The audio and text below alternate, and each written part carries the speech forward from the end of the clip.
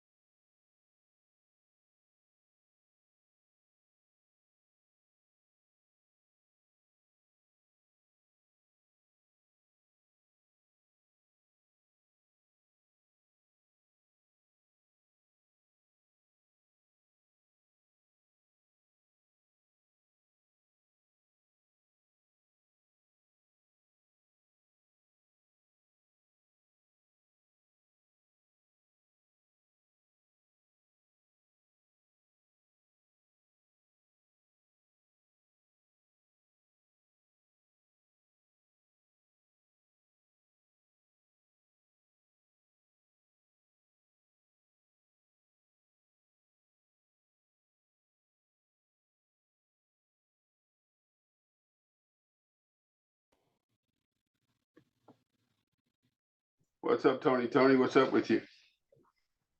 Hey, how you doing? How you doing, Terry?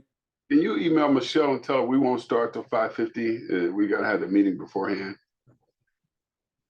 5:15. 5:50 for her. We start at 5:30 with everybody else. All right. Yeah, hold on one second. Let me 5:50. Yeah, I sent her that email, but she's trying to sign in now. And Okay. for everybody else. And you need this is a Zoom call, so you got to show your face in a minute here.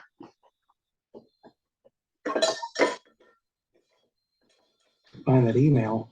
Just email it from the email.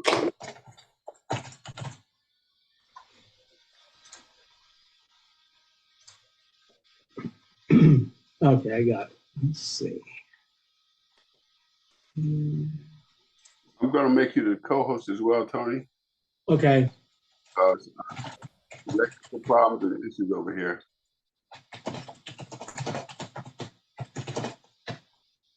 Now you said she can sign on at 5:50.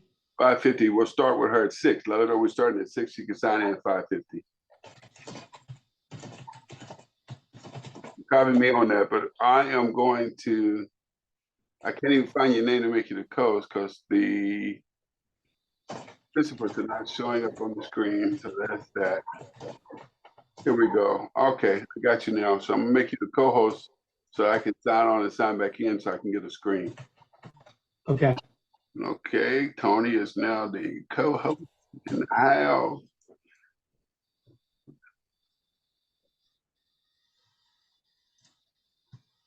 And Tony, do you have a graphic of her book? She did send something. I gotta download it. Hold on one second. I think. No, oh, wait a minute. Hold on one second. I did download something. Hi, everybody. Hey, Michelle. Hi, you need me to send you something? We're looking for a graphic of the book so we can put it on the screen. Okay, I'll send that to you. I don't think I sent it to you. Yeah, I've got the website you sent and everything else. We got our questions and everything. We're good. Let's try to get the website. Okay, just a minute.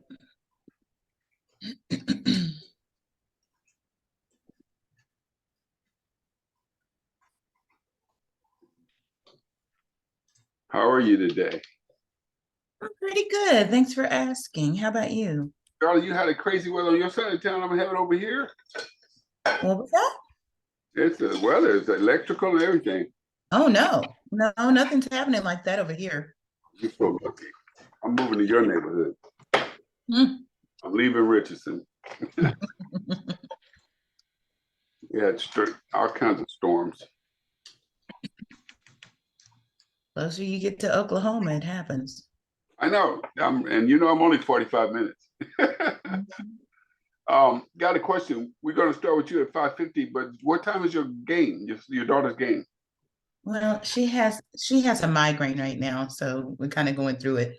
If you hold on just a minute. Okay, go for it. I was going to have you start about 10 minutes to 6, and then we'll go through our 20-minute session and we'll be done. Just waiting for the others to sign in so we can take care of some administrative stuff.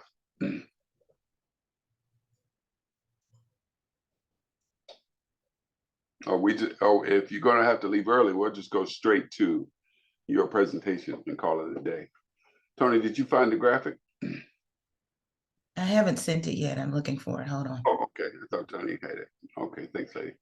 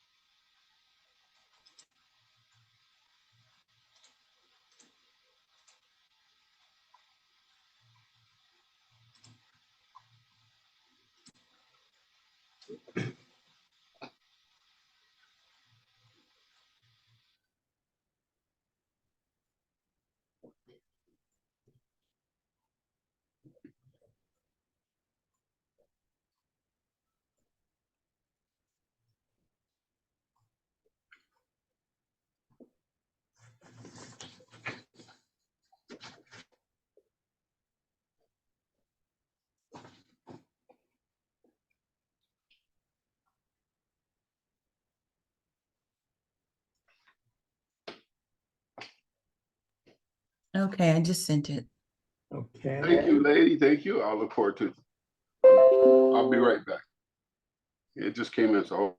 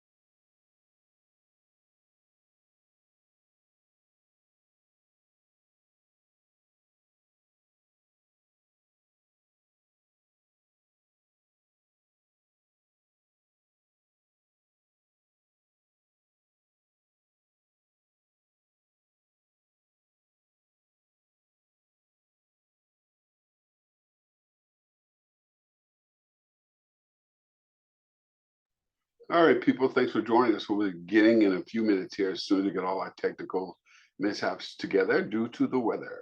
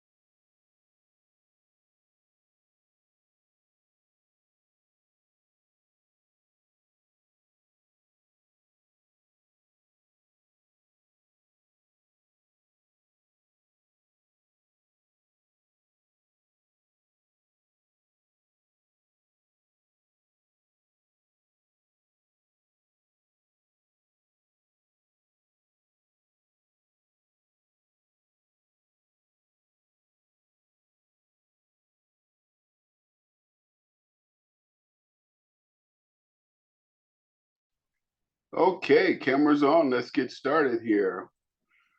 I've just about blocked out anybody that doesn't, is not an officer or the speaker. So let's join the show. Tony, Pam, how are you, Pam?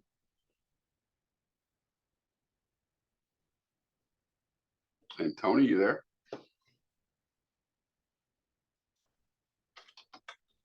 Hi, Michelle, you're looking good. I haven't seen you in a minute. Hi, Terry. Okay, now on this here thing that we do today, it is our recording for today. It's usually our happy hour. We'll have a meeting later on, but you'll be gone by the time. But then it's put on our system and sent out so that other people can see it. Right now, we're going to be loading up this particular section once I edit it, and also the one with Tiffany, Tiffany that we had last week when she talked about best practices. I'm amazed. I'm ready. We're going to get started in a minute, and as soon as we get everyone engaged, and we'll get started. So I think I got the graphic ready for the book, and we'll get started and put it on. All right. Hey, Tony, you there? Pam, you there? I'm here. I was just sending an email. Okay, cool. There you go. All right. So anyway, we've got 36 were registered, and we have got some questions that were sent in yesterday and the day before, and then Thursday night. So it's all good. Okay. Okay, so let's get started. Let's get our screen ready. I think I have everything I have. So we can start it. Okay, there's the graphic of the book. All right, so now I am going to start this up real quick. Got all my bells and whistles ready. Sorry for the delay. We had power failure over here. All right, so let's get started with our speaker, and then after this, we'll go into our meeting process. People are signing in now, late as usual, Michelle. You know that. Anyway. So guys, remember, we are recording, but this portion of the recording won't be broadcast. It probably will be edited out. We'll get started in just a second. Tony, can you admit people in? Yeah. Good. I made you the co-host there, so you can do that from here. All right, so here they come. There's Mary Bitten. Hi, Mita. Hi. How are you? You're looking good. I can see you on camera. No, you can't look. Yeah, you can. Hi, Mary. Hi, Michelle. Hi, Carrie. You're looking good. I can see you on camera.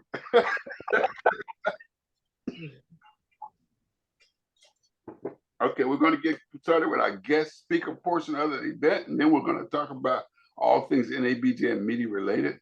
And before we start recording, let me say congratulations, Mita, on your honors. I am excited as Thanksgiving dinner. Well, that's excitement right there. I love me a Thanksgiving dinner for sure. There you go. Tell us about the honors. I want to know. Hey, Mita. Hi, Michelle. Go So ahead. good to see you. Go ahead and share. Well, surprisingly enough, well, I shouldn't say that. I'm going to throw that in there.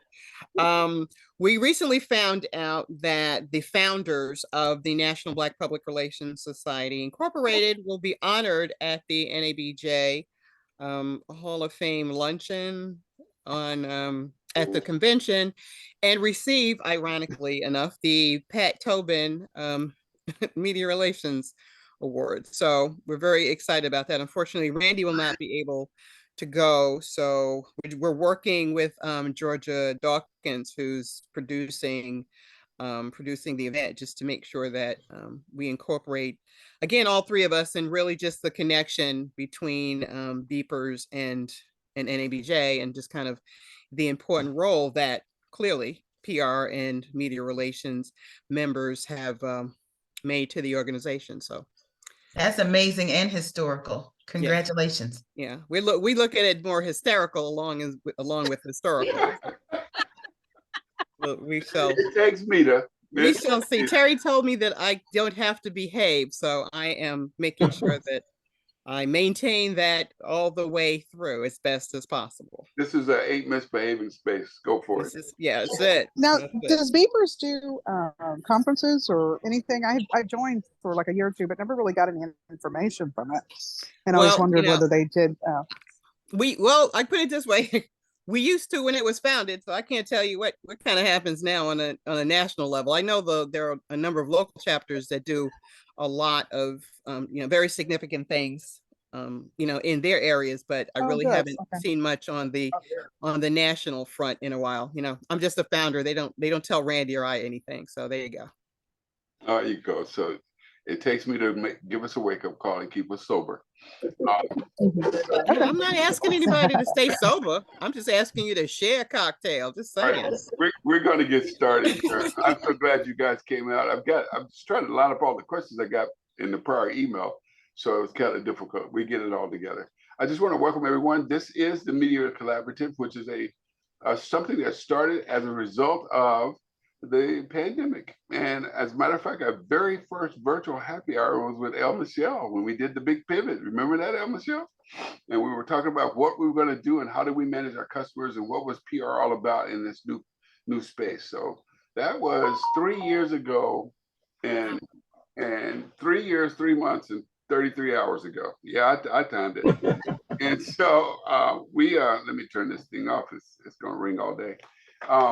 So today the happy hour is consisting of us gathering together and we've got some great milestones. So this is pretty appropriate that our very first virtual presence for the happy hour was with Michelle and all of you. And now we got her back and she has this new book. So let me tell you a little bit something about my ally, my champion, and my sponsor, El Michelle.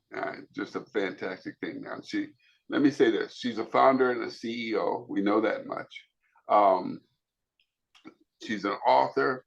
She's been in the C-suite for a long time. She's a certified executive and personal coach. And she's been in PR and a member of NABJ for a long, long time. And this particular book, and I have the other ones as well, but this particular book focuses, I like the subtitle, let me go with it. It says 7 ways to say I'm entitled to the C-suite. I like that. I want to repeat that because I know Mita likes that too. I'm entitled to the C-suite, empowers women of color with positive emotion and critical secrets to navigate on their way to the top, And so hopefully they land there as great as Michelle has done. A little bit of things about El Michelle. 3 times award-winning author, keynote speaker, 25 years experience. She was a VP before she was 30 and a senior VP before she was 40. And she's only 41 now. All right. She has counseled C-suite people in 15 years. And she is what she belongs to my club. She's a serial entrepreneur. Sorry, I was going to say entrepreneur, but that's me. She's an adjunct facility instructor at the ELC. You've already been in the cocktails, I see. I know I have.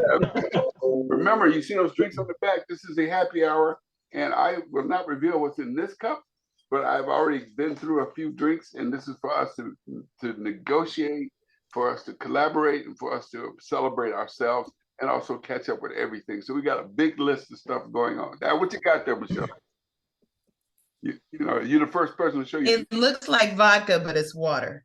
Okay, yeah, sure. Say that for the Long Island iced tea. Take it for whatever you want it to mean. Okay, just saying. Amazing. Tony, where's your drink? Come on. That's right here. It's just a bottle of water, basically. All these healthy people. Well, mine is not water, I promise. As you can see these flubs, you know that it is not water, right? So 2 weeks. 2 weeks we can get together and have something other than water. yeah, we're working on it. 2 weeks we'll be in Birmingham. We may have to recreate the Montgomery Boys boycott. See what we can do down there. So without further ado, I want to welcome Michelle, but I want to start out with one of my favorite questions. And it's all about the book, because the book says, yes, please. And to me, it's a demand for fairness, equity, and accountability and entitlement. But she says it in a polite way. She says, yes, please. And I said, wow, I would be demanding some of the things that she's talking about in the book. Michelle, Well, we don't spend much time talking to the organizations. I speak to the leaders. All right. So what are some of the key takeaways from the book that can empower women leaders? And how women leaders create a covenant so that they can be champions for each other in this process of yes, please. Right. So thanks again, Terry, for inviting me to be along. It's great to be with family. I was 18 when I first joined NABJ on the campus of TCU. So it's always great to come home. The thing about this book and the other book, No Thanks, it's part of a franchise. It's a series. And this is part 2 of the main books, No Thanks, which is actually awarded by NABJ for Outstanding Book of the Year, with some others who were part of the Author Showcase back in 2021, I should say. And we were able to meet in person in 2022 and actually get the book signed. But this is the follow-up to No Thanks. And one of the core premises that we need to know and level set and align on is that my overarching mantra is that if you can solve for the double disadvantaged, you can solve for everyone. So first and foremost, while I specialize and speak directly to Black women, and then from there, women of color, more broadly, women, if you can solve for the Black woman who has the most challenges in corporate America, and when I speak of corporate America, know good and well that I'm also talking about media. It applies to education. It applies to any workplace where white maleness is centered. That's the world, right? That is the world we live in.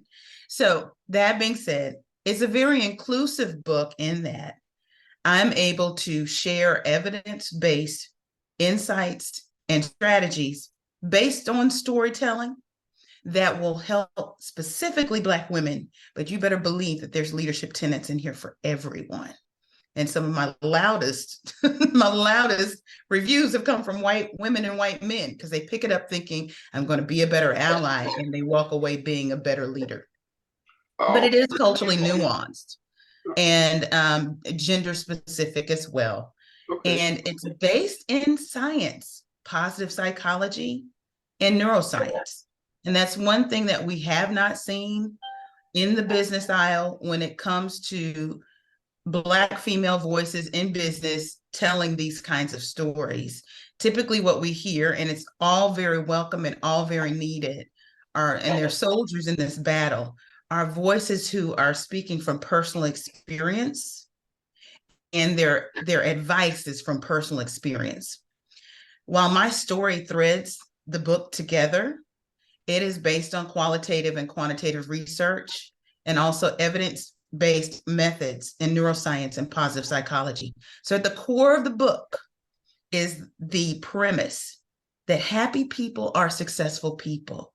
That comes directly from positive psychology and University of Penn, which is like the mecca for all studies in positive psychology. And what exactly does that mean? Most people believe that if you get the job, you get the money, you'll be happy. When science has proven the exact opposite is true. Happiness is a state that is something that should be intentional. It's up to you, it's your responsibility. And then when you get to that contentment, you can be successful. We operate at our highest levels when we're happy.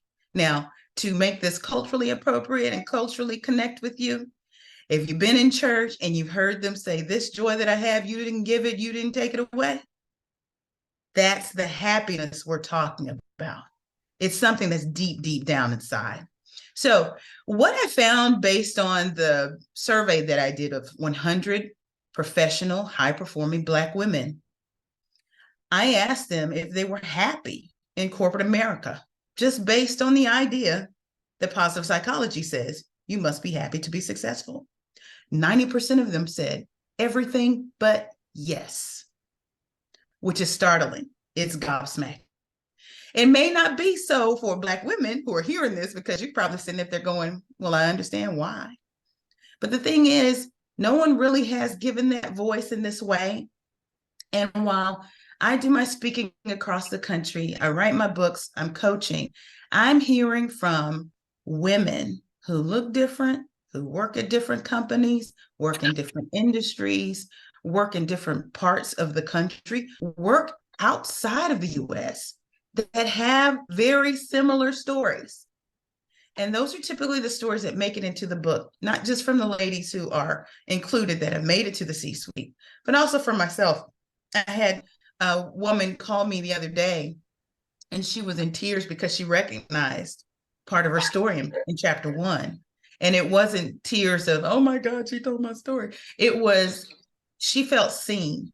And I had to explain to her that I included her story because it really was a composite of what I was hearing from other people.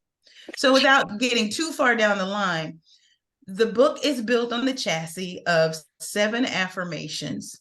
And I use neuroscience to tell you how to use these affirmations, because we've all been on the internet and we see that there's some very earthy, crunchy people out there talking about affirmations and they're magical and, you know, whatever you believe. But this is science. And science says that there's a certain way that you can implement these affirmations in order to get the progress and the forward movement that you're looking for and banish the gremlins inside your head. I've got a question for you. You said something earlier, and I do want you to put the name of the church in your chat, because they don't say that in my church. Mine is more like, you know, I ain't got no heaven or hell. I'm just here to guide you to God. But in your book, it says here, how does it, right now we're in the middle of the erosion or the attack against DEI. And, you know, I've been doing diversity, equity, inclusion for 27 years. And I remember in the beginning when I did diversity, equity, inclusion classes, it was not to change the world. It was just to make mainstream Americans feel less guilty about their privilege, or else I wouldn't get paid, you know, so you know, I couldn't come in and want to change anything. But in your book, I mean, in this age, we're dealing with words like intersectionality, we're dealing with belonging, we're dealing with inclusion, and now they're creating DEI jobs. I'm the vice president of inclusion, I'm the vice president of equity. And I remember I just had a luncheon with about 15 other VPs. They were all VPs of affirmative action, which no longer exist. So how does your book help Black women, and especially Black men also who are in this mix, show gender race? How does it show gender race as a power move, and how do they embrace that? Because we're still up against the erosion of equity. Well, these books don't wait for corporate America to embrace any of that. If you remember in No Thanks, towards the end of the book, in chapter 9, I believe it was called One More Thing, Sis, One More Thing. And I talk about diversity, equity, and inclusion and these roles that you're talking about. And I unravel something that has gone for a while uncovered. Wall Street Journal wrote a story back in 2021. And the headline was that diversity, equity, inclusion jobs have the fastest revolving door of any job in corporate America. Amen. And the reason for that is just what you outlined, Terry. We believe that we're going into these jobs to do the work. And we're passionate about that. What'd you say, Mita? And it's window dressing. Yes, yes, yes.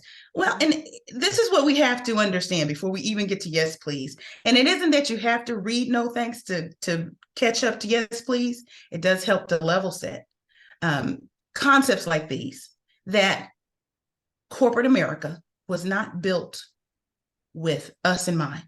It was built to center white maleness. Anything that was built in that corporate structure was not built with us in mind, including DE&I. Think about that for a minute. They created it.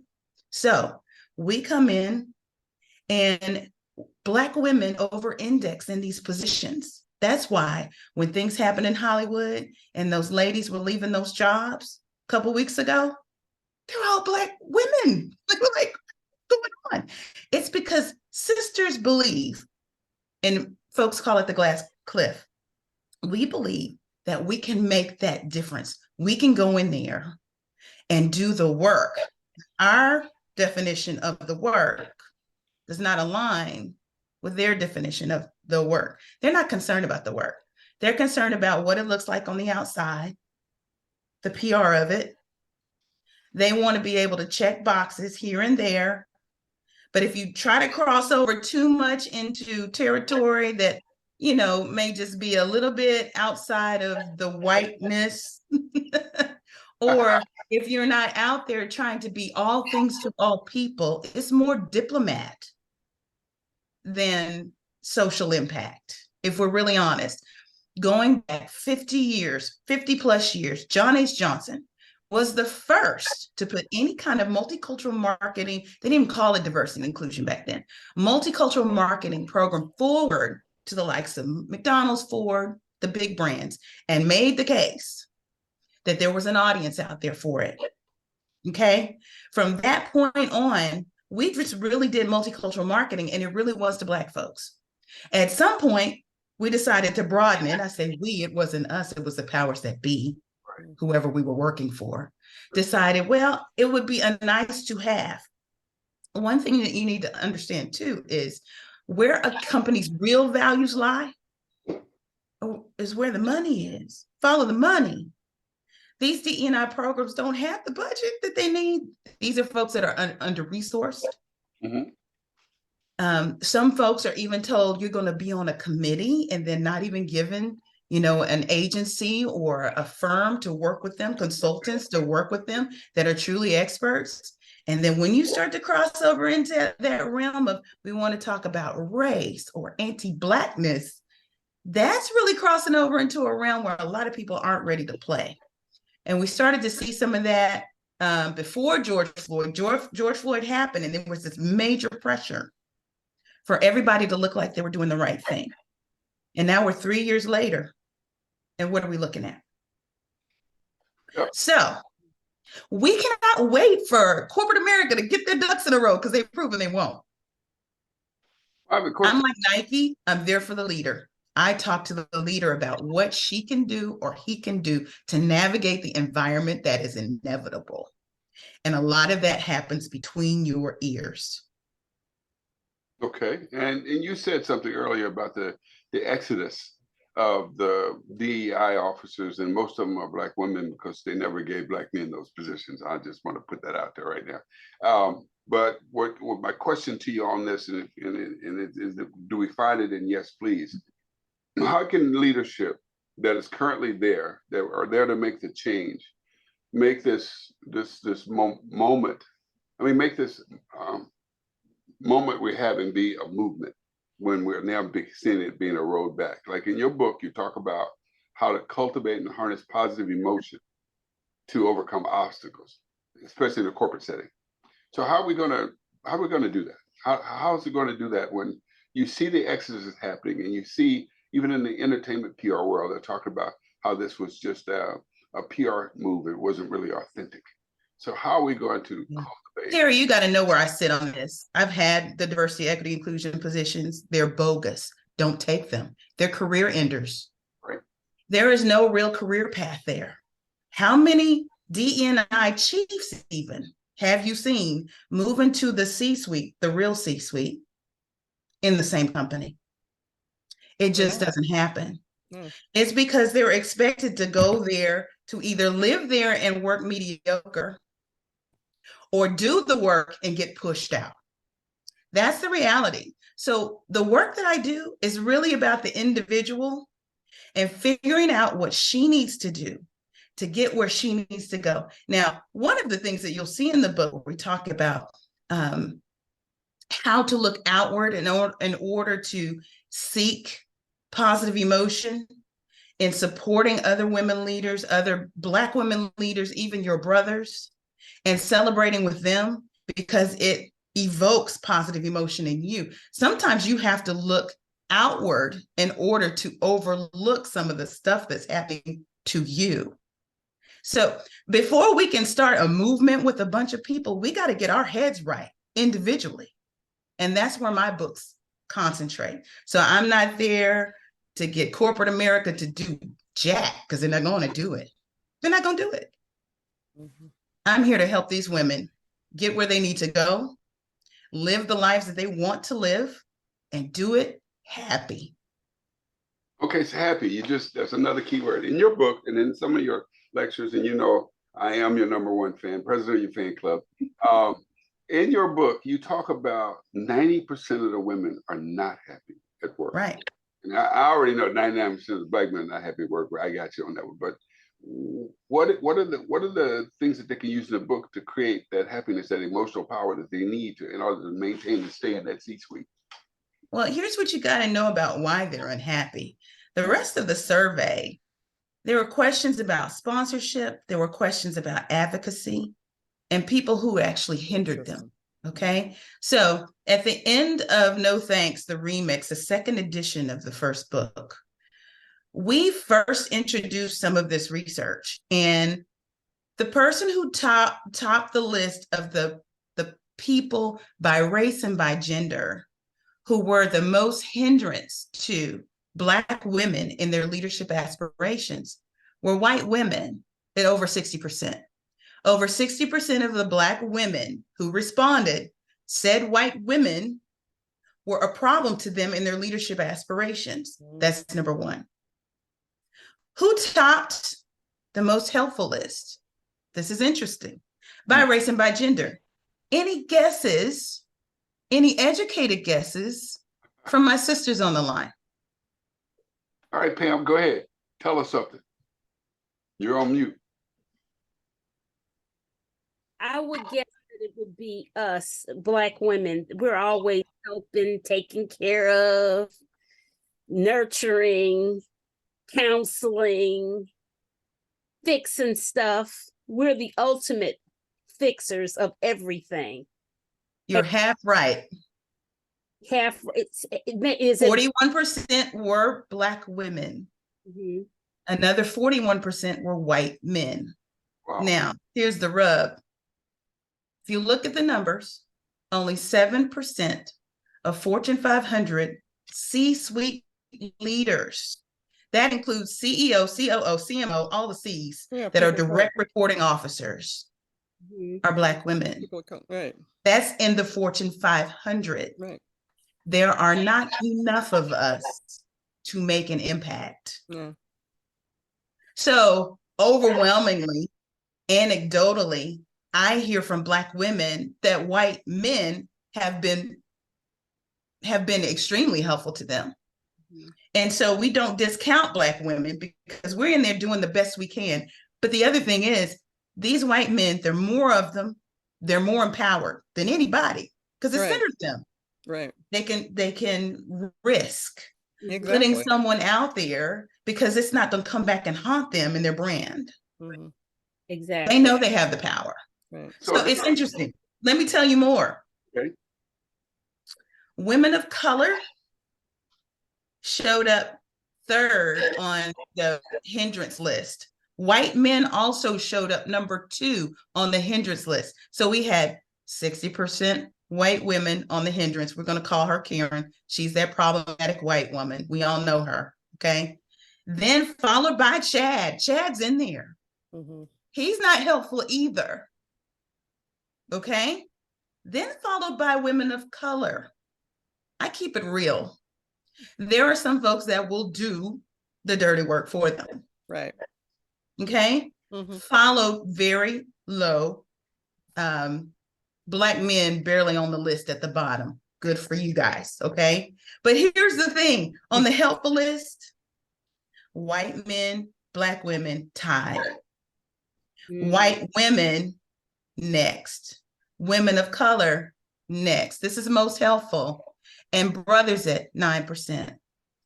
The thing about this research, the insight is that we don't know who to trust because everybody's on both lists. And the villain in the book is isolation.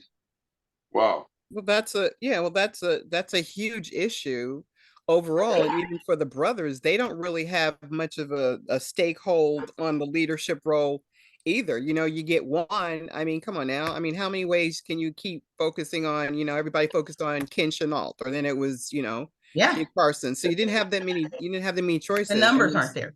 Right. And when sisters get there, so now we got to deal with, the sisters and the Estrellas and, and everybody else that's like jumping. The onlys and we still don't have anything. So that's why I kind of, it kind of segues into kind of my question, because I know. I mean, just like fighting the good fight. And I mean, hell, we were fighting just to have a summit on diversity back in 2005, and we're in 2023 now. And I was the one Black chick in the room with the PR council doing that. But now we're kind of in a situation like Terry said, like right now, we really have to look to each other. We as a community, we have buying power, and we have to kind of get away from, oh my God, corporate America has to kind of save us. when we have now the resources that we have to uplift ourselves.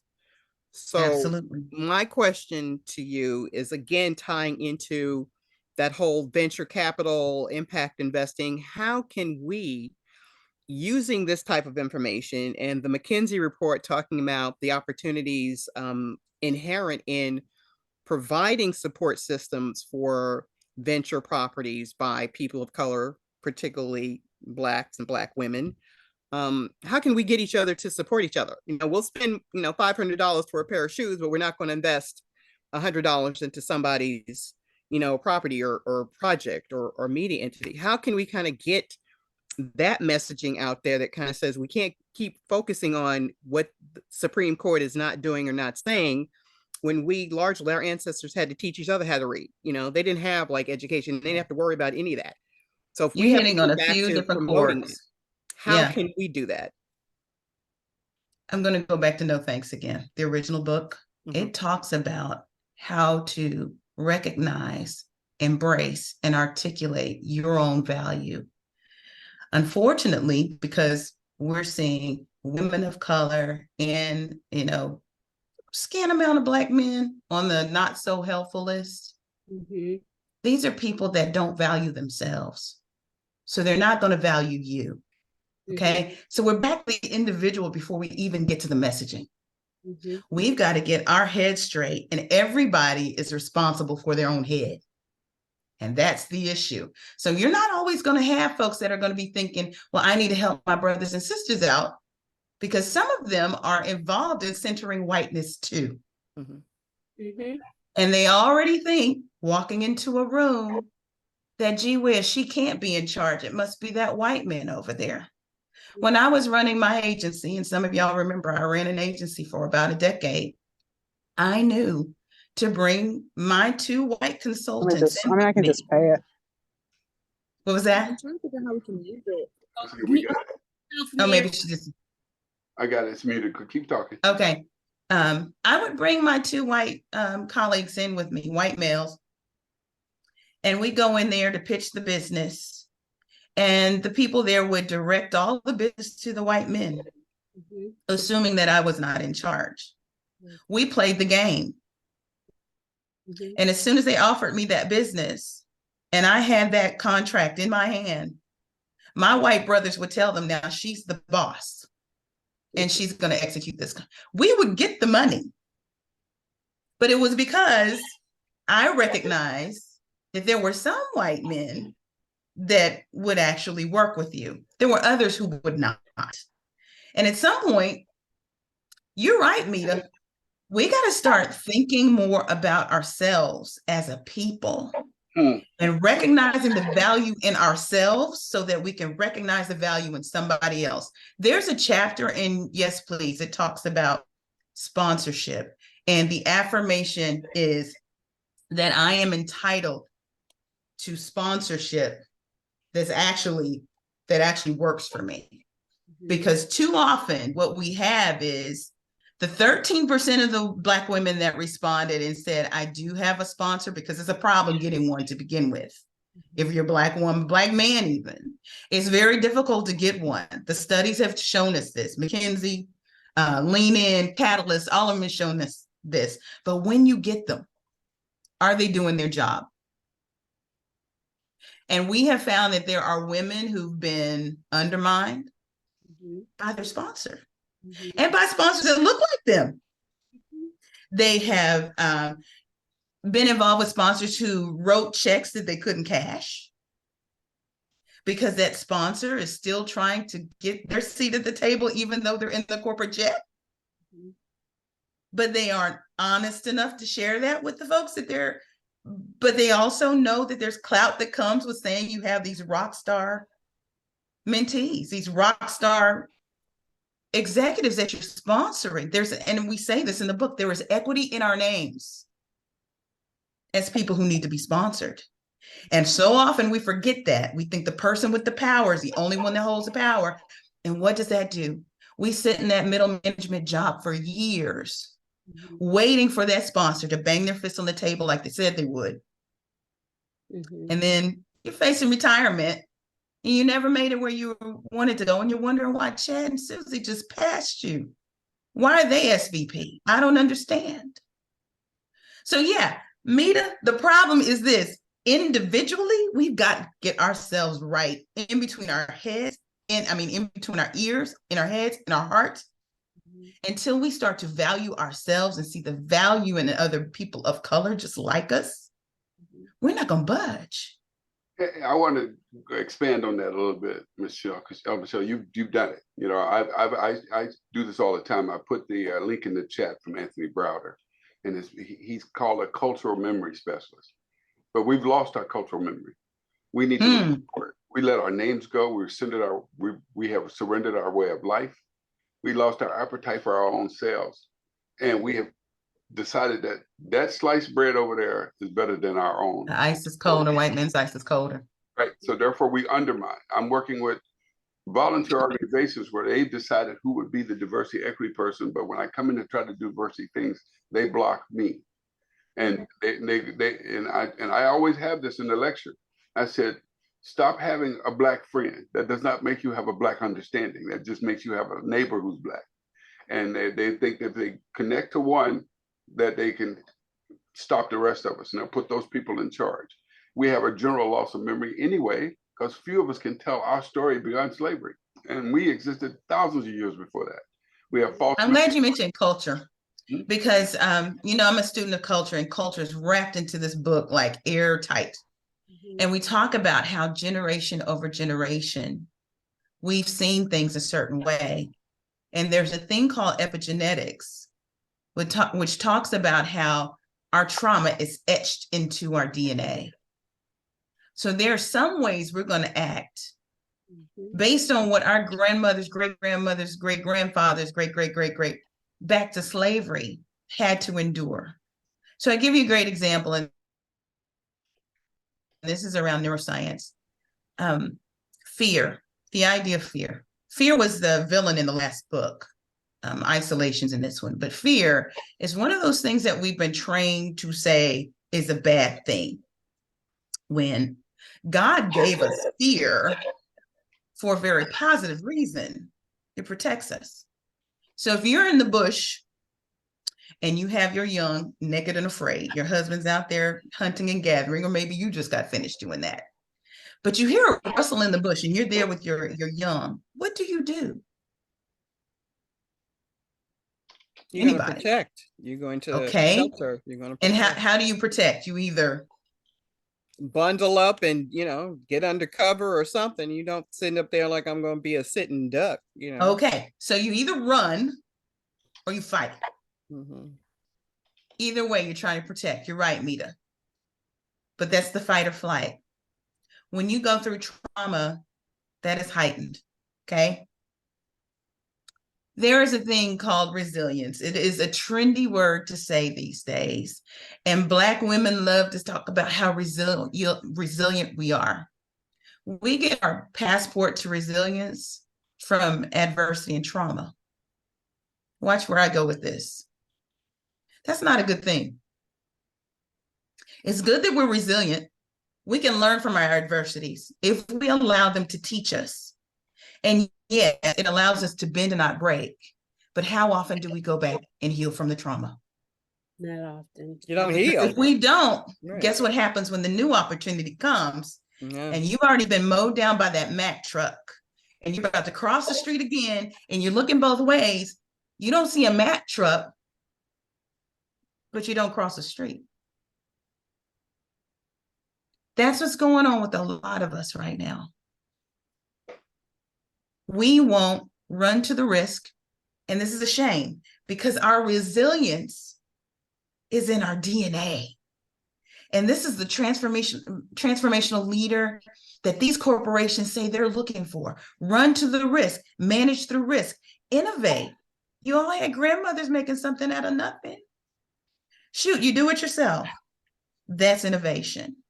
It is in our DNA, but we don't allow ourselves to run to the risk because we're afraid. We've seen it happen before. It happened to us. It happened to our daddies. It happened to our mamas. It happened to my girlfriend.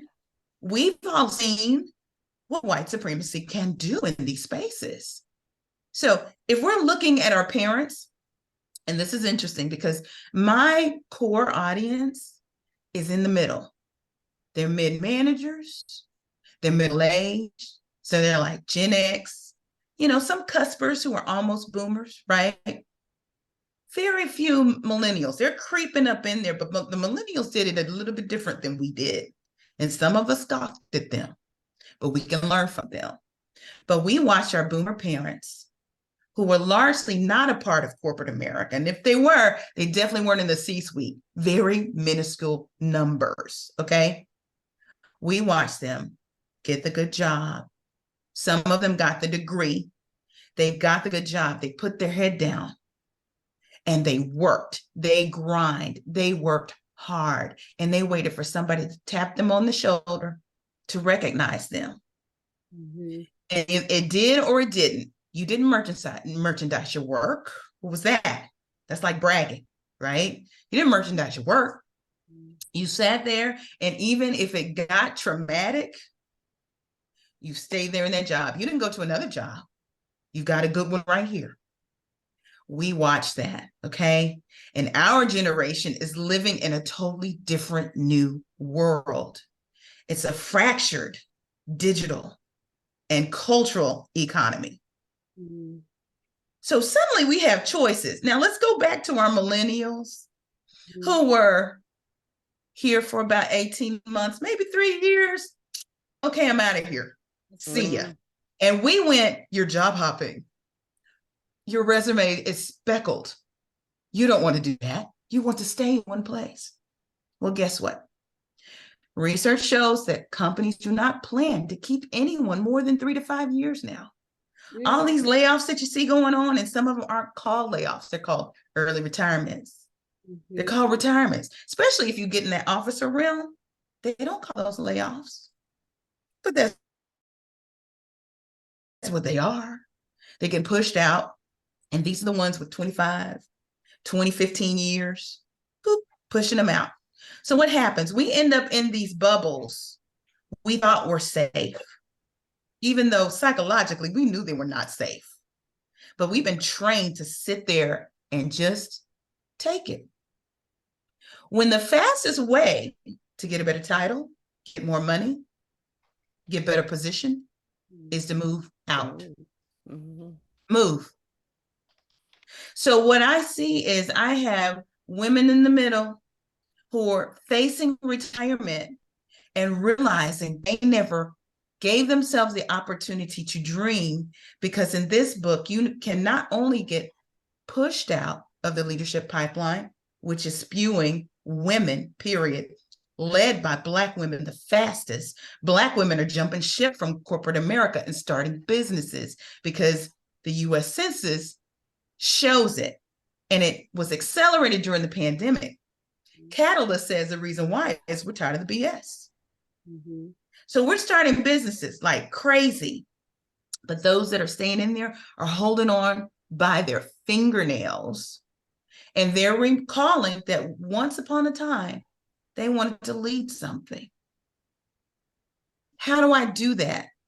Is it still possible? And the point is that we deserve it because the old Black tax taught us we had to be 2, 3, 4 times, 10 times as good just to get in the room. The US Census says we have more advanced degrees than any other group out there. We've got the whole alphabet behind our names. So since we're ready, it really is a matter of what do you want to do about it? So I provide different ways of thinking that are primarily the way Jim has been thinking all along. I'll give you a great example. Jim has his putter. He's in his office. He gets up in the middle of the day, puts a little bit, might go grab the Rubik's Cube, puts around a little bit, may go play foosball and grab Chad, throw the ball around a little bit. And you're going, well, Jim does that because Jim, he's the boss and he's got a little time on his hands. He didn't think anything of it. Had a VP at American Express. Was trying to move up even further. And I said, What would happen if you took 20 minutes out of your day to play? Do you know, she looked at me like I was the man on the moon. And she said to me, do you know what they'd say if they saw me doing that? Mm. I don't have time to That's do enough. this. I need to be grinding. Mm-hmm. And the fact is, it's a scientific fact. If you That's right. take 20 minutes out of your day to play, it calms your mind, rejuvenates neurons in your brain. So you can go back and be better at what you're doing. Once you get to a certain level in corporate America, it's time for you to stop being the worker bee. Stop being the soldier in the trenches. We brand ourselves that way, even though it's expected of us to be the worker bees. Right. But if you're not positioning yourself as a strategist, someone who can delegate the task and actually be the master of your time, because if you can't master your time, somebody else is running your life. You have to be able to put down the worker bee mentality and start to walk tall in your power. Now, here's the rub. People aren't expecting it. A lot of people won't like it. So this is why you have to dig down deep and find your happiness. Center yourself, because you're in an environment where microaggressions just seep through your pores, through the molecules. People don't even have to say anything. You walk in and you feel it. And don't be fooled, that's not imposter syndrome. That's bias. Because imposter syndrome comes from you. Bias comes from somewhere else. Hey, this is great stuff. Let me say this, and I think Pam has a question, but real quickly, we're at the close of this particular section, so we can close with another question. And microaggressions, I love that. My question to you, and this is based on something you said in the book, how do we as leaders, and especially women leaders, because this what you talked about affects all BIPOC people, and we all have to address it. How do we as leaders do we create an ecosystem that we create on our own? Because I see a lot of people leaving corporate America because they're being forced out. And then there's those gatekeepers that make their ideas seem unreal, but they are able to take the portion of their function in that job and create a whole new company that competes with them. And then they have the customers and acquisition that catapults them. So is there something to say about being self-aware enough to take your gift and create opportunity for yourself and others? Well, yeah, of course. In the first book, we talk about it's pretty much 7 strategies that allow you to do that for yourself, center yourself. You can't do it by yourself. You have to have a tribe. And it tells you how to assemble that tribe, activate the tribe, and keep moving, whether you decide to work outside of the corporate structure or not. In this book, however, if isolation is the villain, you have to counter that somehow. See the opposite of isolation. Right, I get it. Pam, you had a Say question? again? Pam, you had a question? Yeah, bringing other people around you, but at the same time, it's very important that you learn to lean into these positive emotions. So let me give you the formula, okay? Neuroscience. Since we aren't happy in corporate America and we're running into these situations where we feel othered, we have to figure out how to be happy despite. That's the key, because there are women who have done this. They've done it. And all of them have tapped into positive emotion. They may not call it that, but that's what they've done, okay? For every one negative mood or emotion, science says that we have to triple down with 3 positive emotions. There are actually 10 of them, 10 positive emotions. I have my 3 go-tos. The most powerful of them is love. And if you're a believer, you understand why. God is love, right? If you're not a believer, you know that that's the stuff that keeps families together. That's the thing that keeps people together. And the problem is that we don't use these words in a corporate sense, but we've got to get back to it. Self-love is the most important one for moving through corporate America. Again, that starts with valuing yourself, but it also begins with taking care of yourself. If you are grinding and doing 10 times the work as everybody else, the question becomes, are they really paying you for that? And what's the end result? Are you dragging yourself down? You probably are. You can get pushed out of corporate America. You can walk out on your own. You can get pulled out. There's a chapter in there that talks about partnership and marriage and how some of these cultural and racial and generational and faith-based, sometimes we call it faith-based, some of that is just churchyism. It's not in the Bible, okay?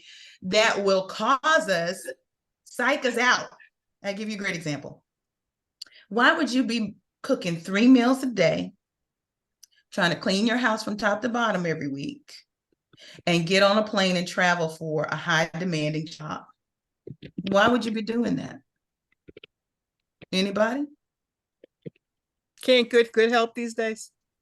Oh, you can get it for $19 a pop if you're really looking for it. Okay. You can get good help. Not New York rates. But say again. I said not New York rates. That 19. Yeah, I understand. With the asterisk in the bottom. Don't get it What twisted. did you say, Pam?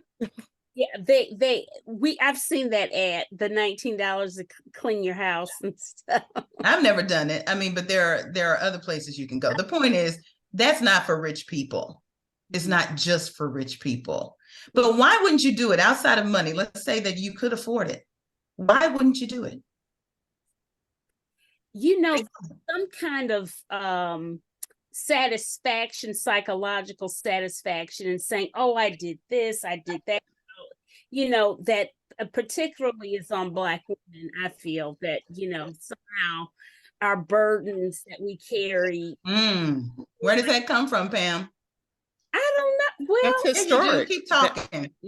That's historic. I mean, first of all, you know, if you've come from, you know, being in the slave quarters or the shack, you know, that's your place. You know, people are, you know, dying just to have, you know, that home, and that's their place. You don't come back to like a dirty house. That's just traditional, you know, in the sense from, you know, from a cultural standpoint. You just don't return. But so often that lands on the woman.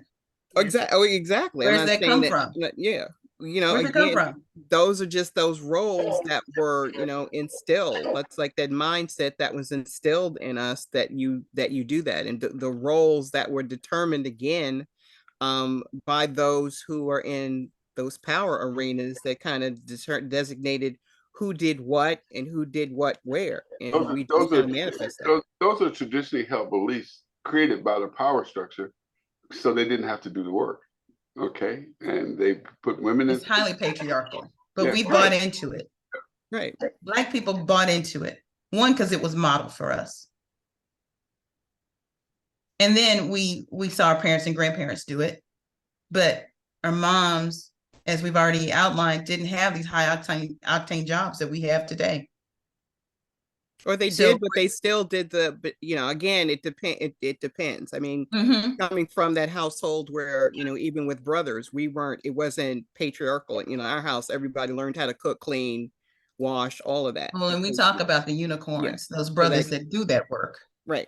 We love them, and they love high-performing women. But anyway, you can get pulled out that way too because of demands at home. It happens. It happens a lot.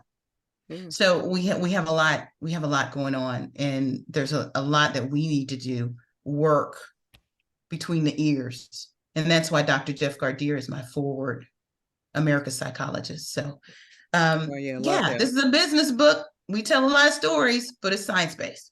Yeah, well, thank you. We're out of time, but we could do this. We could have a whole series of workshops around this, Michelle. So that gives you an idea. Let her know. Now, aren't you going to Atlanta?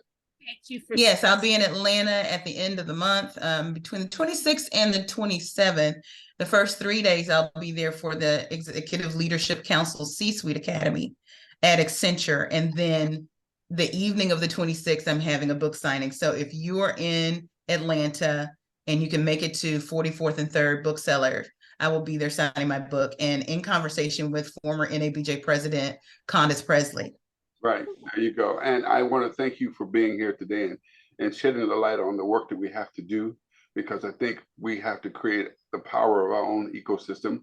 And the first thing we need to start is the restoration of our own cultural memory. And we can't be powerful if we don't know we're powerful and don't believe it. And that starts with knowing who you are individually. And yes, please, it steps right into that, saying, I own this, I belong to it, it will happen for me. You guys, where's the best place to get your book? Go to lmichellesmith.com/yes, please. You can get a signed edition. There's a limited quantity there at that site, or it'll shuttle you on to Amazon if you'd like, but the book is everywhere. There you go. Michelle, do you have like a reprint, like one of those, might be old school, but hey, it works for me, that I can put into our publication, Influence by Coda? Because again, you know me, I don't just walk it, I talk it and walk it. So we definitely love to put that into our next issue, but we can talk about that offline because we just put out our spring. Yeah, but I'd love to put that in our fall issue. Will you give her my information so she can reach out? Yeah. Okay, perfect. Thank you. Yay! Thank you, sir. Thank you. Hey, Pam was saying something. Pam, I'm going to reach out to you too for another purpose. Oh, sure. Pam has a podcast too as well. Like I say, Michelle, you and I and Neil and April started that virtual happy hour back in the day when everybody was pivoting, and it turned into a powerful connection of dots. And if you look, all of the virtual happy hours are on YouTube, on our YouTube channel. But I and Neil and Pam were the ones who started this, and we got people together and we talked about mental health, mental care. We talked about pivoting our messages, dealing with our clients, becoming virtual, and having just a great access virtual. So we're very grateful that we're coming around a circle, and here you have this book called Yes, Please. So we're glad that you're here. We're glad that you're part of this process. And from go ahead. I was going to say, I have clients that are in the media industry. And believe me, they go through a lot of the same things, and a lot of times amplified, because I don't know, media tends to be just a little bit even more primitive. Right. And corporate. They tend to be a little bit more rigid, thinking that my way is the best way. I don't need a new way. And that gets us sometimes. But I want to just say that because we started the virtual happy hour, we brought these drinks on and we got a chance to talk. We helped ourselves through a lot of emotional times and a lot of pivoting and growth. And you were a part of that in the beginning.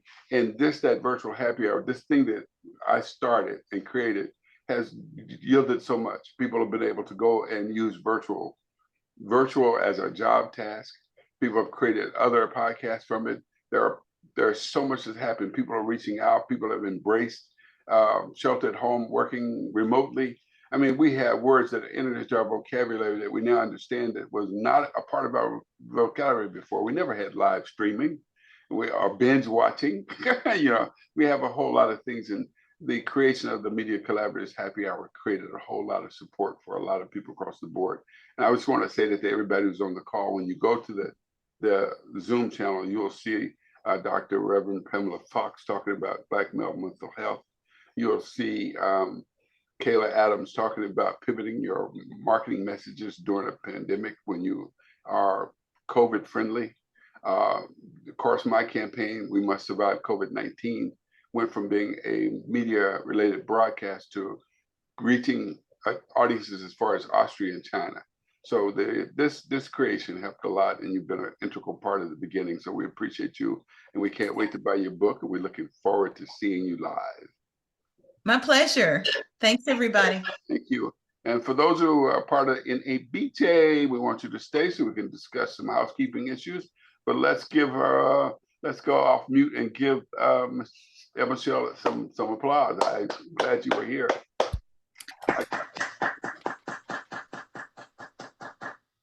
Thank you, Michelle. So she's off to take her daughter to things. So let's talk all things NABJ. Mary Benton, you had some questions earlier. Do you want to revisit those questions right quick? Hey, no, I didn't. I just, I think I had to rejoin a couple of times, and when I rejoined, my mic was wide open. I was going to say though that I had pitched a session and it was on the calendar. We just haven't been able to bring it together. So I don't know if I'm going to go. I'd like to go just to kind of keep up the connections, especially with journalists and the kind of role I play being out of journalism now, but working more in communications and media relations, just to make sure I keep up my journalism relationships with journalists across the country. So I hope to see y'all there. I may be there a couple of days. I still haven't registered, but if I do, I'm trying to make a decision to just get registered and go. Okay. And what I'll do for the sake of time, I'll send out the panels that we have currently. We do have a reception, and we're working with a couple of the chapters and a couple of external sponsors to make sure our reception is brought to fruition in terms of money, because the receptions at the host hotel, we have to get food from them. So we've got a sponsor from Chase. We're working on sponsorship because of META. We're working on sponsorship with the New York chapter and the Rochester chapter. And because I think META, correct me if I'm wrong, they've both been nominated for chapter of the year. No, New York has, but they do. I mean, New York State's trying to like come together. And I guess once Benita, the NYBJ chapter president, had a conversation with Rochester, a lot of their members are excited to be at the convention. So they just kind of said, well, let's look to see what we can do. And it gives them an opportunity to have something locally for their members and to support the New York chapter. Because I think the two chapter finalists are the New York chapter and Washington, and the Washington, D.C. chapter. Awesomeness. Yeah. One other thing I want to mention, I'll bounce back over to you, Mary, is that we are attempting to have our media institute in October. One of the things that we wanted to do is we want to focus on creating the tools and certifications that we need as people transition. The largest transition in NABJ is to media related. When we go into, and because we are crisis communications, we are strategic communications, we are public affairs. I can go down the list. So there was one person, and I know Tony knows who this is, but said that we were just part, now Pam knows who this is. We were just part of NABJ to create a media list. We just came here to get contacts. And I said, that's crazy, because most of us came from journalism. As being a managing editor of a newspaper, I'm like, well, okay, whatever. But we were talking about this, Mary, and what we decided was I was speaking out with some of the media monitoring companies who are dying to get Black people in their mix, dying to buy the packages. And these media monitoring have high cost. And so I thought that they would come in as a dollar sponsor, but also do the in-kind of giving us memberships to the media monitoring process, because that's a great process. And a couple of the companies have expanded. So I approached them about supporting the reception at convention, but being a larger partner at our Media Institute. And thanks to Pam and others, we decided that the best place for the Media Institute to be is Dallas or Houston, because it's affordable. It's, we looked at LA, and the hotel rates are crazy. Transportation is crazy. Dallas has a familiar space. We are tied to a lot of the larger PR companies here in Dallas. We have some relationships with the other PR organizations here, and same with Houston, Mary. So what are your thoughts about having an October 2023 Media Institute on media related and certifications, licensing, and PR? Yeah, we can pull it together. I'm happy to help on that. I mean, in addition to NABJ, like I belong to the Public Relations Society of America, and they do get a lot of sponsorships from corporations. I also belong to Cameo, which is the communications arm of the Texas Municipal League, which basically deals with cities. And they do have like Cision and some other media monitoring companies that are always sponsors of the conference. I would definitely like to see it do more training, because you're right. Well, I respect that NABJ is can you still hear me? Because I just put on my earphones. Yeah, I respect that NABJ is a organization of journalists, which we all belong to.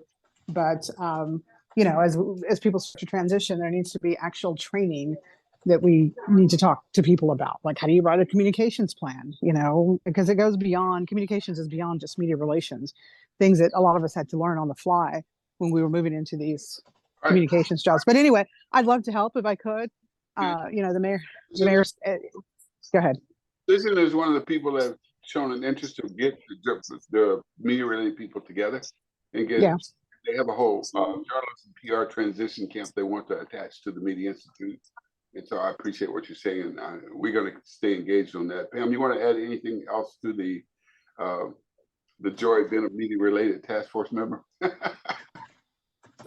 Mary, I wish I could see you, but I appreciate what you're saying, and I think that would be your suggestions are very much needed. I totally, I love the idea of doing some actual training with media plans and what have you. And it sounds like you have a government background as well. Is that correct? Yes, for me, if you're talking to me, I did TV for 20 plus years, and then I moved into working for Harris County, and now I'm the communications director for the mayor of Houston, who is term limited and will be leaving at the end of the year. So I'm, looking at my next act as well, which I think I've already figured out, but yes. And so I was looking at whether I wanted to go to corporate or stay in something that was quasi-government. But yes, a lot of my background now is government. And you see that answer, Pam, is indicative of why the Media Institute needs to occur. Because we just, and you guys can go to our YouTube page and you'll see when April and Maria did the PMP certification, the APR certification, and then all the other licenses that can be obtained that gives us more power for our transition. So that's Mary's response is a great reason why we should go ahead and make sure we finalize that Media Institute by the time we get to convention and take on these sponsors who are interested in spending money. I think the other thing we wanted to talk about was, it's my understanding that some of the tours of Southern Alabama have been added during the time that we have our panels, and all our panels are on Saturday. So anybody have any questions or concerns about that? You know what? I've got to look at the listing of the panels, because one of my panelists, Noemi, was left off. How they did that, I don't know. Right. You called me in a panic. Did you drop me from the thing? I'm like, I wouldn't drop you from anything. And I just hadn't had a chance to look at the form or whatever. So there's some errors. So we're sure that I haven't even looked at the tour. So all of the tours are scheduled on Saturday. Yeah, and what we're thinking about is that maybe the task force, we may do a tour before that day. And our reception is Friday at 8:30, along with 900 other receptions at the same time. But that usually happens anyway.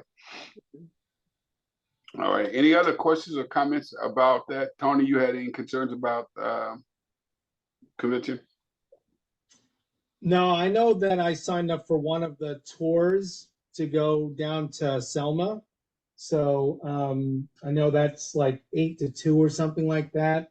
Not, of course, realizing that it really conflicted with all the other sessions. I know we usually have the media-related meeting on Saturday. So I was hoping there was no conflict with that. But when I looked at, it seemed like in the schedule online, there was like for media-related meeting was listed on 2 different days at 2 different times. There is a conflict. I've already asked them to change it, just like they left out Noemi. They also left out panels I have for unapologetic PR and a couple other things. And there's members have reached out to me about how we're going to do our honors when we honor Mita and the members, the founders of Beepers, and then we want to talk about the equity amendment. It went through, it was not selected to be voted on where we get equal power like we had before. KL had reached out to me and said she would be on the call, but I don't see her today. But we've got to go back and put that amendment back on the table. We're a $25 price difference between membership. No, it's so ridiculous. Go ahead, Pam. I'm stop. Nothing. Hey, Terry, you were saying something about this election could be for president could be pretty consequential because we've got one person who is kind of a media related person who's running for president. And that could be something that kind of gets us over the hump a little bit anyway. Yes. I've had a one-on-one conversation with him via text about Travell asking him what is his position on media related, being able to vote, and he being on the board, he voted yes for it, but they were strongly overruled, because people have their heads in the sand, so in the thinking, oh no, you can't do this. And yet, how many journalists are jumping onto the PR thing and being grandfathered in? It's just absolutely asinine. And now that I'm on my horse, the other big issue is that Amita, girl, listen, they are. Did you guys read journalisms that Richard Prince wrote about how NAHJ is getting a lot of attention from sponsors and whatnot because their population of Hispanics is rising in the country, right? So demographics and stuff. So they're pulling out of the joint conference we were to have together in Chicago next year. Mm-hmm. Well, I believe it's their 40th anniversary, which I'm thinking y'all should have known you was having your 40th at this time. So you should have. Pam, part of that response is PR. Okay. Not only that, their leadership, I mean, again, the leadership, you pick conferences well in advance. So the convention, Part of that you know, was I mean, you know, NABJ pulled out of locations when they decided they got pissed off at spots that other people had picked and contracts had been done. So that's nothing new. But the fact that you have NAHJ that really is feeling now that, you know, they've kind of milked as much as they can out of the relationship with NABJ and they can kind of swing on their own, and they never were one to stick into the fight, you know, when stuff got funky, you know, we're the ones that are on the target now, so they would just as soon kind of be out of the fray to keep everybody kind of happy. So see, it's important. Nita, so I don't know, but I say all this to say that's even more reason why, you know, we need to be thinking more collectively in how we approach things as a group, Right. And not segregating ourselves so much. Oh, you're this kind of member, you're that kind of member. Listen, at the end of the day, we're all doing communications. We really are. And the largest journalism organization in the country you don't have to prove that 50% of your income, because you could do one article and you're still a journalist and a member. So we need to wake up to that. I just want to welcome Tabitha. I haven't seen you in a while, Tabitha. You got anything you want to add to this? How are you, by the way? You'll have to unmute too, Tabitha. I'm doing well. I am not going to be at NABJ. Just good evening, everyone. I will not be at NABJ, even though it is my hometown. Birmingham is my hometown. Oh, yeah, unfortunately, no. I was up there earlier a few months ago for my niece's graduation from high school. Mm-hmm. I am actually in transition. Mm-hmm. I am no longer at the college. I am relocating from West Palm Beach to Tampa at some point, hopefully this year. Oh. And I'm looking at job opportunities over in the Tampa Bay area. Mm-hmm. I'm trying to take off my camera, but I wasn't not necessarily prepared for the meeting today, but I do want to show my face a little bit. But have you seen this? Really? Really? How you doing? Girl, put the turban on, get line. Afrocentric and keep it moving. Okay, we want to see the beautiful faces. Even my mother can't understand this hairdo. So what are you talking about? I am trying to plus I got on my Delta shirt, but you can't really see it. I'm in the midst of a transition. So I have a lot going on. With my husband has been working over there in Tampa Bay for a while, and we've been going back and forth. And the things that Michelle talked about were just so, resonating on who can you trust as you're trying to advance your career. And that is a lot of what I've experienced for many years now. And I'm just stepping out on faith and trying to find an opportunity in Tampa Bay. So I'm looking at everything and I haven't ruled out anything. My primary goal is just to be over there with my husband And we have a house here in West Palm Beach that will go on the market at some point, you know, once we figure that out. Because we're going back and forth on whether we want to be a landlord or just sell it and get out of South Florida ahead of the curve. But I hope everyone is doing well. I will not be in Birmingham unless something happens. I have an interview Tuesday, but if I get some news, I might make a quick trip to Birmingham at the last minute. Well, But right now, I just couldn't make any commitments like that. As far as one thing I know, want to add to you, Tabitha, about your house in West Palm Beach, I've got 3 words for you. Airbnb. I'm just kidding. you know, I thought about that too, except the homeowner association does not allow Airbnbs. So that is off the table. Okay. All right. Well, I appreciate it. I just want to give another shout out to Maria. Maria, Nice to see you. Sorry, I'm have my camera off. your camera, you look fine. You look Okay. fine. You look marvelous. All right. Thank you. I think anything else anything about commensurate, anything else we want to do tomorrow? Well, Terry, I just had a quick, is there some kind of letter or just some speaking point? I mean, because, you know, literally the only reason I'm showing up is because, you know, y'all told me this wasn't a hoax with the Beepers founders getting honored, because Randy and I were still kind of like, really kidding, and we're waiting for somebody to say it's April Fool's. So is there anything that we can, just saying, anything that we can say, because we're fighting now because they're giving us 2 minutes. I was like, hello, if Pat were alive, Randy could make it and I'm there, do you really think we'd sit up there like, what are we gonna all get, you know, like 25 seconds? That's just not gonna work. So we're trying to work out, at least trying to get some messaging, or, you know, whatever we can get put, you know, in the teleprompter and, you know, all this kind of stuff. And they may have to use the hook to get me off the stage, because you know what's going to happen once I get a microphone. I'm just saying. We're still fighting for the fact that should have been a special honor. And so I think I saw your email from her, but I look at it historically, most people have taken more than 2 minutes. I know that Winona took more than 2 minutes. Ron took more than 2 minutes. So I wouldn't too much argue with them. Just respond to them and prepare what you have to prepare. Now, are we still going to be doing a recording? Oh yeah. Oh, definitely. Well, definitely that's what we're doing. Yeah. Are we still going to have?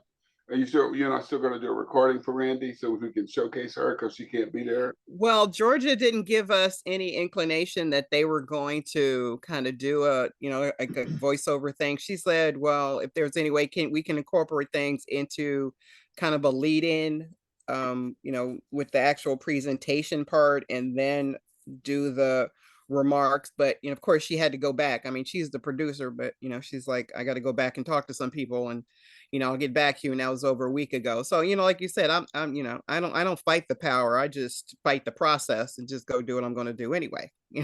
Cool. Good point. Maria Morales, we wanted to give us a shout out from you, and then we're going to close this call. Go ahead and come off mute. Sorry, I came in a little late. So for convention, I am going. So is there's going to be a suite, right? I knew you all said there was going to be a suite. Well, Birmingham is very small. The hotel is kind of don't have suites. When I reserved a suite a year ago, I would send an email saying that we cannot reserve suites. They all been taken up by headquarters. Okay. So we do have identify some alternative spaces. That's where we're pouring ourselves into the reception, because we get that at the hotel. We're looking for sponsorship there, and maybe an alternative there. I'll know by at 9 o'clock tomorrow, my next meeting. So we'll keep you posted.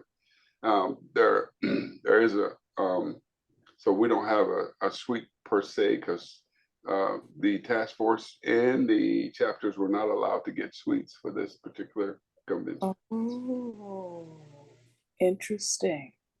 All right. So I do appreciate everybody. This has been a great call. I think El Michelle did some powerful stuff for us to see a wake-up call on what we have to do, and the whole emotional aspect of what we've gone through as people. And I just add one more thing, Terry. Sure, this whole thing now, I'm concerned now with regard to what's her name, Karine, at the White House press office. I'm just not seeing any support that's going to her. I mean, she's being like bombarded with the issues at the White House. And unfortunately, we get these people in these positions and then we just leave them out there and hung out to dry. And I haven't heard anything.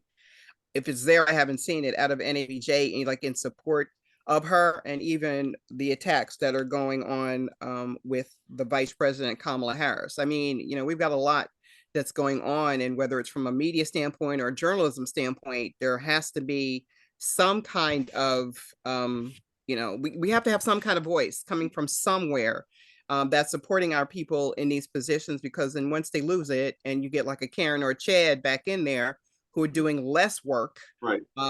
Here's what we have. I'll talk. Go ahead, Pam. What'd you say, Pam? I was saying maybe we talk about this offline, because I saw something on Corinne, because Corinne's one of her like uncles lives here, is a friend of mine, and I didn't get a chance to read it in depth as to what the heck was going on. I didn't know. Let me get you to follow up with Mita on that. But Mita, I did reach out to one of our other counterparts, Benet, and then I reached out to another public affairs person and asked them if they could form a request if NABJ is going to respond, because I emailed a phone call Tuesday. Okay. So we'll see if they're going to respond, and then we're going to show some support. Okay. We may have to change regimes for that to happen, if you know what I mean. So anyway, guys, let's stay connected by email. We're past our time on this call, and there's a lot to do by tomorrow. And don't forget, I won't forget me that I sent some stuff to your chapters, but also I'll see that your hotel information as well today. Okay, because you don't want me on the streets of Birmingham with this hair. Just saying. Anyway. Well, enjoy the Magic City, and if you have not been to Birmingham, I hope you get to the Civil Rights Institute while you're there for a nice tour. It's a great historical space. I got a chance to go to the church where the women were bombed. I went to Shuttleworth Church. Then we drove out and I had a luncheon with Brian Stevenson. So I'm gonna be glad that you guys experienced that, but I've experienced Birmingham, so I just want to come and go. But, if anybody hears of anybody counseling a hotel room, because I know there's generally still hotel rooms available, but not the convention hotels. If y'all hear, would you let me know? Because I'm going to try to make my last plans to go. Okay. And I know someone who has rooms, but I don't know if they're the host hotel, if that's what you're asking. Yeah, I just want to, but I know we can talk offline. But if it's Mary Benton, but if it's one of the host hotels, otherwise I'll just find a Marriott, because that's where I get my points. But I was looking to be, so. What we're going to do also, Mary, I'm glad you said that there is overheard in NABJ post, but we have 3 sites. We have our LinkedIn site, we have our Facebook site, and we also have our listserv. So I'll send all those things to everybody at the end of this call, because Tony can either put them in the chat or we'll send them out, so we can talk about rooms and we can talk about tours and everything else that's coming up. So that the listserv is active. It's still under the old name, NABJ Associates at listserv, whatever. And then we have our LinkedIn page, and we have our Facebook page, and our email group. So Tony, I know I'm challenging you, but go ahead and let's start the dialogue about hotels, leftover reservations, and our reception. I've made the choice based on Mita's conversation with me and several others that we will welcome the other chapters into our reception. We were also going to work with some of the task forces who do not have the budget or resources to do a reception, but we don't want them to not be recognized. The bigger the better, the more the merrier.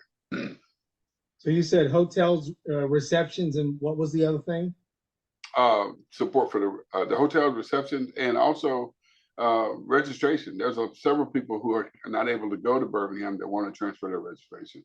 You don't get a refund. Okay. So yeah, I'm happy to do that. I'm going to get some bearings. Yeah, so I'm happy to purchase someone else's registration as well. There you go. See, that's good. See, thank you, Mary. I appreciate it. Yeah, because like in the next 24, 48 hours, I'm looking to do all of that because I'm behind. So I'll purchase a registration, and if they have a room, I'll take that over before I start going online to do that. So just let me know if you can identify somebody. That'd be great. All right, and Tony's going to start that dialogue in our groups, and everybody who's on this call, you have to register here, so we know who you are. So you're going to get an email with all those links from Tony as well. So let's. Well, I'm hanging out in a lobby because I have not got any registration. I just got a ticket for this luncheon. I'm just saying. So I I get. ain't trying to do none of that. I'll fix your sign. Which hotel has the better bar and a good happy hour? Because that is all. I'll fix your sign. We'll work. We'll work. Homeless. All right, guys. Thanks everybody for coming. Let me close with a small but very important prayer. And so I want all of us to have great travel mercies. And I want God to make sure that we get our job relocations, our job offers, we get our houses sold, we travel safely, we get registration. I want us to be engaged in what we're going forward. And so I asked the Almighty to reach out and make sure that we get where we have to go. That all And of Anita gets a hairdo because I'm trying to figure it out. And also, I just, Jamaica had an emergency, but she was going to showcase the LinkedIn campaign we have where we're all going to like each other's pages and also recommend each other. So she's going to email it out. She's a new mom and she had a problem. So I pray in God's name that we all are going to be safe, prosperous, and we're all going to engage each other because it is up to us to make sure that we get where we need to go, and we have to do that together. So no challenge, no weapon formed against us, and no dream killer is going to stop us from being as successful as we are. Let's say amen and let's go. Amen. Amen. And let's go. Much love to everyone. Take care now. All right. We'll see you in Birmingham. Take care. Bye-bye. Bye. Bye-bye.